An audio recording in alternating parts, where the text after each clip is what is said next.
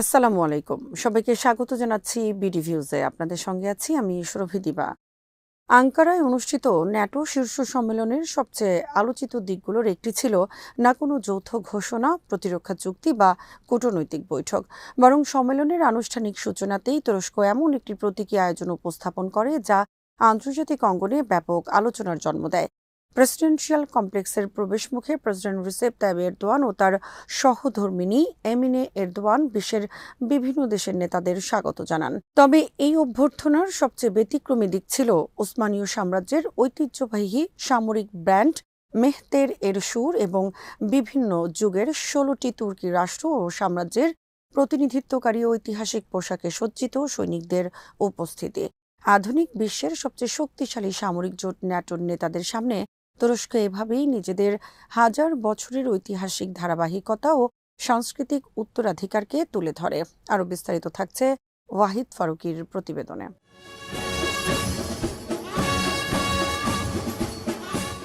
মেহতেরকে বিশ্বের প্রাচীনতম সামরিক ব্যান্ডগুলোর অন্যতম হিসেবে বিবেচনা করা হয়।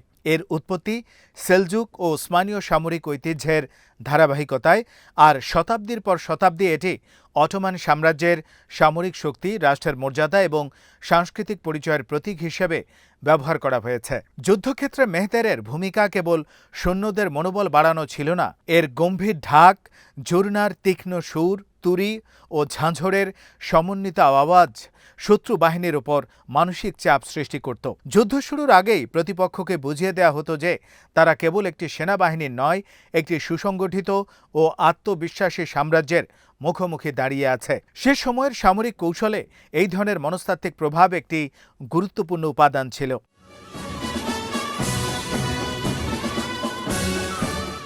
উসমানীয় সাম্রাজ্যের ইউরোপীয় অভিযানের সময় মেহতেরের এই সামরিক সঙ্গীত ইউরোপীয় শক্তিগুলোর ওপরও গভীর প্রভাব ফেলেছিল। পরবর্তীকালে অস্ট্রিয়া, প্রুশিয়া ও অন্যান্য ইউরোপীয় রাষ্ট্র নিজেদের সামরিক ব্যান্ডে উসমানীয় ঢাক, ঝাঁঝরা এবং টার্কিশ স্টাইল অন্তর্ভুক্ত করে। শুধু সামরিক ক্ষেত্রেই নয়, পাশ্চাত্য ধ্রুপদী সঙ্গীতেও এর প্রভাব দেখা যায়। ভলফগ্যাং আমাদেউস মোৎসার্ট, জোসেফ হাইডন এবং লুডভিগ ভ্যান বেথোভেনের কিছু বিখ্যাত রচনায় উসমানীয় সামরিক সঙ্গীতের ছন্দ, বাদ্যযন্ত্র ও সঙ্গীতধারার প্রভাব স্পষ্টভাবে লক্ষ্য করা যায়। এটি প্রমাণ করে যে ইতিহাসের প্রভাব কেবল যুদ্ধজয়ের মধ্যেই সীমাবদ্ধ থাকে না, সংস্কৃতি, শিল্প ও সঙ্গীতেও এক সভ্যতার শক্তিকে বিশ্বের অন্য প্রান্তে পৌঁছে দিতে পারে।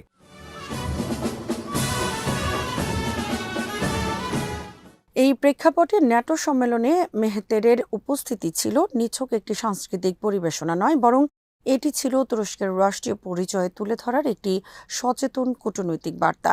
ন্যাটো একটি আধুনিক সামরিক জোট যার প্রতিষ্ঠা দ্বিতীয় বিশ্বযুদ্ধের পর ১৯৪৯ সালে। অন্যদিকে তুরস্ক এই সম্মেলনের মাধ্যমে দেখাতে চেয়েছে যে আধুনিক সামরিক ও কূটনৈতিক বাস্তবতার অংশ হয়েও তারা নিজেদের ঐতিহাসিক শিকড় থেকে বিচ্ছিন্ন নয়। বর্তমান রাষ্ট্র ব্যবস্থা, প্রতিরক্ষা নীতি এবং আন্তর্জাতিক অবস্থানের পাশাপাশি ঐতিহ্য তাদের জাতীয় পরিচয়ের একটি গুরুত্বপূর্ণ ভিত্তি।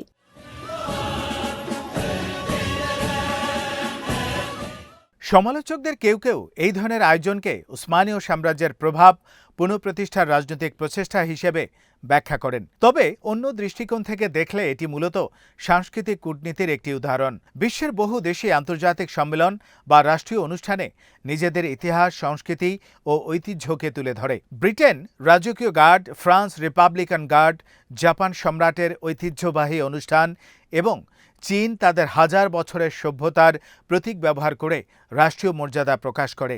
তুরস্ক একইভাবে মেহতের ও ঐতিহাসিক প্রতীকগুলোর মাধ্যমে নিজেদের জাতীয় ইতিহাসকে আন্তর্জাতিক অঙ্গনে উপস্থাপন করেছে।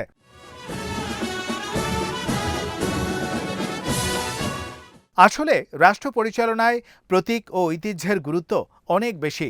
সামরিক শক্তি, অর্থনৈতিক সক্ষমতা কিংবা প্রযুক্তিগত উন্নয়নের পাশাপাশি একটি জাতির আত্মপরিচয়ও আন্তর্জাতিক রাজনীতিতে গুরুত্বপূর্ণ ভূমিকা পালন করে। যে রাষ্ট্র নিজের ইতিহাসকে আত্মবিশ্বাসের সঙ্গে ধারণ করতে পারে, তার কূটনৈতিক বার্তাও তুলনামূলকভাবে শক্তিশালী হয়ে ওঠে। আঙ্কারার ন্যাটো সম্মেলনের উদ্বোধনী আয়োজন সেই বাস্তবতারই প্রতিফলন। মেহতেরের সুর, ঐতিহাসিক পোশাক এবং রাষ্ট্রীয় আনুষ্ঠানিকতার সমন্বয়ে তুরস্ক বিশ্বের সামনে এই বার্তাই তুলে ধরেছে যে আধুনিকতা ও ঐতিহ্য পরস্পরের প্রতিদ্বন্দ্বী নয়, বরং একটি জাতির শক্তিশালী পরিচয় গঠনে উভয়ই সমান গুরুত্বপূর্ণ। কখনো কখনো দীর্ঘ বক্তৃতা বা রাজনৈতিক ঘোষণার চেয়েও কয়েক মুহূর্তের প্রতীকী আয়োজন একটি রাষ্ট্রের ইতিহাস, আত্মবিশ্বাস এবং সাংস্কৃতিক উত্তরাধিকারের সবচেয়ে শক্তিশালী প্রকাশ হয়ে উঠতে পারে।